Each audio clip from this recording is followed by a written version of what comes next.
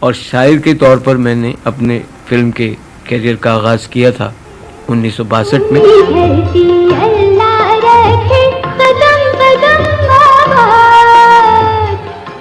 فلمی گیتوں کے خالق مسرور انور لگ بھگ 30 برس پیشتر زندگی کی راہ پر چلتے چلتے اچانک ایک موڑ پر فلم نگر جا پہنچی اور بس پھر یہی نگر ان کی منزل ٹھہرا. چند دوسری فلموں کے علاوہ 60 کے عشرے کی ایک کامیاب فلم ارمان کے گیتوں کی بے اندازہ مقبولیت کے بعد مسرور انور پر شہرت کے سبھی در کھلتے چلے گئے. فلموں کے لیے گیت لکھنا بس یوں سمجھ لیجئے کہ جیسے پر باندھ کر پرواز کے لیے کہا جائے. اس لیے بہت کم شعراء تخلیق کے اس امتحان میں پورے اتر سکے اور مسرور انور یقیناً ایسے چند گیت نگاروں میں ایک بہت نمایاں نام ہیں جن کے گیتوں میں تخلیقی پابندیوں کے باوجود سادگی اور برجستگی کے علاوہ شعری حسن اور ادب کی چاشنی واضح طور پر محسوس کی جا سکتی ہے. لاہور میں ان کے سادہ سے مگر پرسکون لیونگ روم میں قطار در قطار سجے درجنوں ایوارڈ ان کی فنکارانہ صلاحیتوں کا اعتراف تھے. وہ اعلیٰ ترین قومی ایوارڈ بھی حاصل کر چکے ہیں. گیت نگار مسرور انور نے فلم کے دوسرے شعبوں میں بھی اپنی صلاحیتوں کو آزمایا اور کامیاب بھی رہے. اسی لیے میں نے ان سے پوچھا کہ آپ بنیادی طور پر اپنے آپ کو کیا کہلوانا پسند کرتے ہیں؟ مکالمہ نگار، ہدایت کار، کہانی نگار یا پھر شاعر؟ بنیادی طور پر میں شاعر ہوں اور شاعر کے طور پر میں نے اپنے فلم کے کیریئر کا آغاز کیا تھا 1962 میں جب میں نے پہلی فلم بنجارن کے گیت لکھے تھے. تب سے آج تک میں فلم کے گیت لکھ رہا ہوں. ہاں یہ ضرور ہوا کہ ضمنی طور پر میں نے فلموں کی کہانیاں بھی لکھیں، بے شمار فلموں کے مکالمے لکھے جن میں اس دور کی فلمیں ارمان، دوراہا، احسان، اشارہ. پھر میں نے 2-3 فلموں کی ڈائریکشن کی جن میں فلم ایسا بھی ہوتا ہے، شادی میں شوہر کی. یہ فلمیں بھی کامیاب ہوئیں لیکن ڈائریکشن کو بھی میں نے اپنا پروفیشن نہیں بنایا کیونکہ بنیادی طور پہ میں شاعر ہوں اور شاعر ہی رہنا پسند کرتا ہوں. تو یہاں فلمی دنیا کی رسم کیا ہے؟ آیا دھن پہلے تیار ہو جاتی ہے پھر آپ بول لکھتے ہیں یا آپ پہلے بول لکھ دیتے ہیں پھر دھن تیار ہوتی ہے؟ مہاپارا ہوتا یہ ہے کہ عام طور پہ دونوں ہی چیزیں رائج ہیں. کبھی دھن بن جاتی ہے، لفظ بعد میں آتے ہیں، کبھی لفظوں پہ دھن بنائی جاتی ہے. لیکن میں سمجھتا ہوں کہ فلمی موسیقی میں صرف چند ایک سچویشنز کو چھوڑ کر یہ زیادہ بہتر ہوتا ہے کہ شاعر پہلے گیت لکھے اور موسیقار اسے سروں میں ڈالے، ورنہ اس میں تھوڑا سا مشینی کام بن جاتا ہے اور ادب کی جو چاشنی ہے وہ کم سے کم تر ہوتی چلی جائے گی. کبھی ایسا ہوا کہ کسی سچویشن میں آپ کو گیت لکھنا بہت ہی دشوار محسوس ہوا ہو؟ جب کبھی کوئی گیت کی سچویشن مجھے ملتی ہے تو میں اسے اپنے لیے ایک امتحان تصور کرتا ہوں. فلم تھی ارمان، اس کا ایک گیت تھا اکیلے نہ جانا ہمیں چھوڑ کر تمہارے بنا ہم بھلا کیا جئیں گے. یہ گیت لکھنے میں مجھے کافی دشواری ہوئی جبکہ اس میں موسیقار، فلم کے پروڈیوسر اور ڈائریکٹر کی طرف سے یہ بھی ایک بات شامل کر دی گئی تھی کہ یہ گیت وہ بہت ہی توجہ کے ساتھ اپروو کریں گے. چنانچہ مجھے یاد ہے کہ یہ گیت میں نے کافی دنوں کی محنت کے بعد لکھا تھا. مسرور انور صاحب، ہوتا یہ ہے کہ فلمی دنیا میں جب کوئی داخل ہوتا ہے تو تاثر یہ ہے کہ اگر کوئی لڑکا آتا ہے تو وہ ہیرو بننا چاہتا ہے اور اگر کوئی لڑکی آتی ہے تو وہ ہیروئن بننا چاہتی ہے. آپ کیا گیت نگار ہی بننے آئے تھے؟ میں تو کچھ بھی بننے کے ارادے سے نہیں آیا تھا. یہ بس ایک حادثہ ہے جو مجھے فلمی دنیا میں لے آیا اور وہ یہ ہے کہ میں ریڈیو پاکستان کراچی سے وابستہ تھا اور اس زمانے میں بچوں کا جو پروگرام ہوا کرتا تھا، یہ میں 60s کی بات آپ کو بتا رہا ہوں، تو میں بچوں کے لیے گیت لکھا کرتا تھا.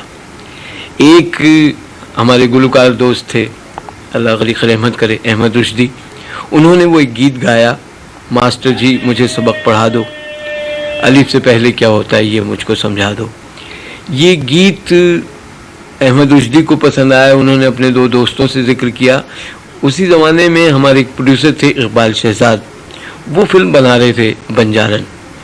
انہیں یہ گیت اتنا پسند آیا کہ انہوں نے مجھے ایسے ہی بیٹھے بٹھائے آفر کی کہ آپ فلم کے گانے لکھنا پسند کریں گے. اسی زمانے میں مجھے کچھ اور فلموں کی آفرز ہوئی جن میں خاص طور پہ وحید مراد صاحب کا میں ذکر کرنا چاہوں گا. انہوں نے مجھے اپنی فلموں کے لیے نغمہ نگار منتخب کیا، اور پھر وہ بقول شاعر کہ میں اکیلا ہی چلا تھا جانب منزل، مگر لوگ ساتھ آتے گئے اور کارواں بنتا گیا. اچھا مسرور انور صاحب، یہ میں دیکھ رہی ہوں لا تعداد ایوارڈ رکھے ہیں یہاں پر، لیکن ایک یہ خاص ایوارڈ ہے گولڈن ڈسک، یہ آپ کو کس سلسلے میں ملا؟ پہلے تو ایوارڈ کے حوالے سے میں ایک بات یہ کہتا چلوں کہ بینک بیلنس تو ہوتا ہے امیروں کو نصیب، میرے گھر میں تو کتابوں کے خزانے دیکھو. یہ جو ریک میں آپ کتابیں دیکھ رہی ہیں اور جو ایوارڈ دیکھ رہے ہیں، یہی میری 30 سالہ فلمی خدمات کا صلہ ہیں. یہ گولڈن ڈسک جو ہے یہ میرا ایک بہت ہی مقبول نغمہ ہوا تھا، سلما آغا نے اسے گایا تھا. فلم تھی بابی. ایک بار ملو ہم سے تو 100 بار ملیں گے، ہم جیسے کہاں تم کو طلبگار ملیں گے. میرے لیے ایک بڑے اعزاز کی بات اس لیے ہے، گیت جو پاکستان میں ریکارڈ ہوا، بعد میں اسے گلوکارہ اداکارہ سلما آغا نے ہندوستان میں کیسٹ کی شکل میں ریلیز کیا، اور وہاں یہ کیسٹ اتنا زیادہ مقبول ہوا کہ اس کمپنی نے جنہوں نے یہ کیسٹ ریلیز کیا تھا، انہوں نے بطور نغمہ نگار مجھے، بطور موسیقار امجد بابی کو، اور بطور گلوکارہ سلما آغا کو یہ گولڈن ڈسک دی. پاکستان کی فلمی گانوں پر اور موسیقی پر عموماً یہ الزام لگایا جاتا رہا ہے کہ یہ جو ہمارا پڑوسی ملک ہے بھارت، اس کی فلموں کا چربہ ہوتے ہیں. آپ کا اس بارے میں کیا خیال ہے؟ دیکھیے، یہ بڑا اہم سوال ہے. اگر پاکستان کے فلم کے گانوں پر یہ الزام رہا ہے تو میں سمجھتا ہوں کہ ہندوستان بھی اس سے محفوظ نہیں ہے. اور خاص طور پہ جو میں ذکر کرنا چاہوں گا وہ یہ ہے کہ غالباً بہت پہلے کی بات ہے، یہ ہوا کہ کچھ پاکستانی میوزک میں اس قسم کی باتیں ہوئیں، لیکن آج کل خاص طور پہ ہندوستان میں ایسا ہو رہا ہے اور ڈنکے کی چوٹ ہو رہا ہے. یعنی ایسے بہت سے پاکستانی فلم کے گانے ہیں جو وہاں پہ ایز اٹ از استعمال کیے جا رہے ہیں.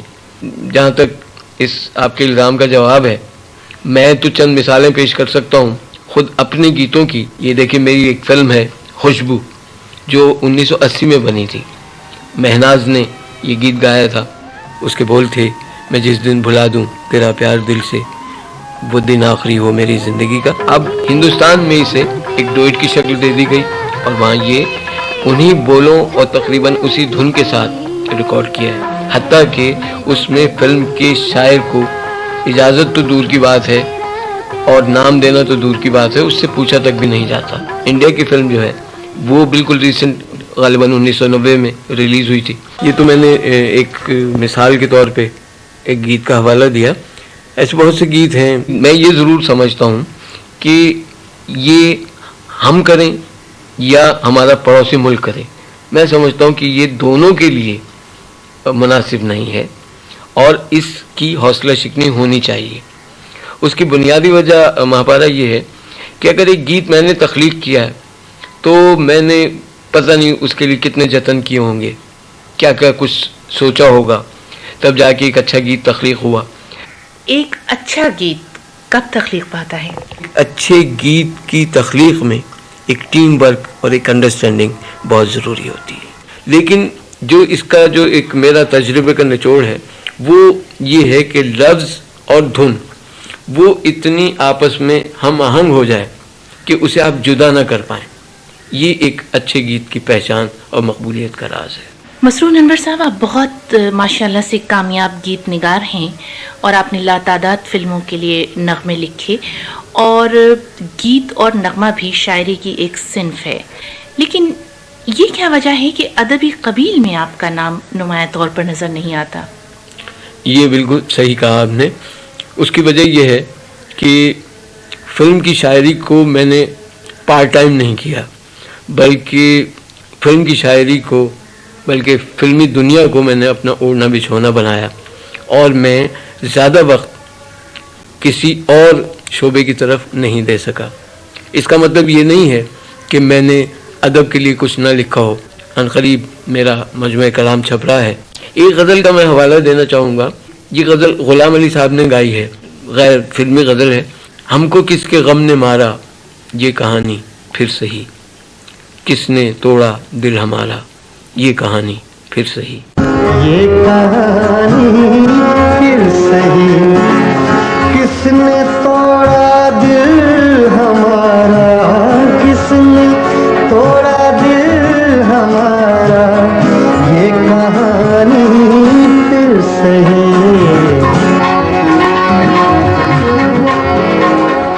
دل کے لٹنے کا سبب پوچھو نہ سب کے سامنے، نام آئے گا تمہارا، یہ کہانی پھر صحیح. جس چیز کا میں خاص طور پہ ذکر کرنا چاہوں گا وہ میری ملی شاعری ہے. 1965 میں میں نے یادگار نیلی نغمہ لکھا تھا، اپنی جان نذر کروں اپنی وفا پیش کروں، قوم کے مرد مجاہد تجھے کیا پیش کروں. 71 میں نے لکھا، سونی دھرتی اللہ رکھے قدم قدم آباد تجھے. پھر ایک میرا بڑا مقبول ہوا نغمہ، وطن کی مٹی گواہ رہنا. ہمارا وطن پاکستان، جو کچھ آج میں ہوں اس کی بدولت ہوں، اور اس ملک کا مجھ پہ یہ قرض ہے کہ میں قلم کے ذریعے، لفظوں کی تخلیق کے ذریعے اس قرض کو اتاروں. یہ زندگی میں میرا شوق نہیں بلکہ مشن بن چکا ہے.